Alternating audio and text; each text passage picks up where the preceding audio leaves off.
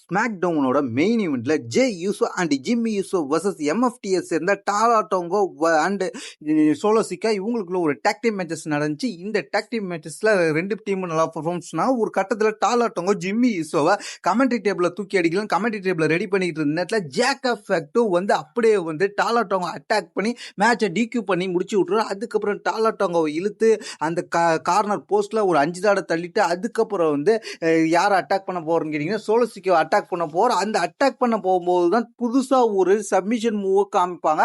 அதுக்கப்புறம் என்ன பண்ணுவாருன்னு கேட்டீங்கன்னா சோலோ சிக்காவை அட்டாக் பண்ணிட்டு அதுக்கப்புறம் டாலா டோங்கோவை தூக்கி ஸ்டீல் ஸ்டெப்ல இருந்து ஸ்டாப்ல வச்சு கமெண்ட்ரி டேபிள்ல தூக்கி உடைச்சிருவார். உடைச்சிட்டு ஜே யூசோட ஜிம்மி யூசோவை பார்த்துட்டு போய் சொல்லு ஜே யூசோ ரோமன் ரிங்ஸுக்கு இதே மாதிரி தான் டாலா டோங்கோவுக்கு நடந்தது நடக்கும் அப்படின்னு சொல்லு.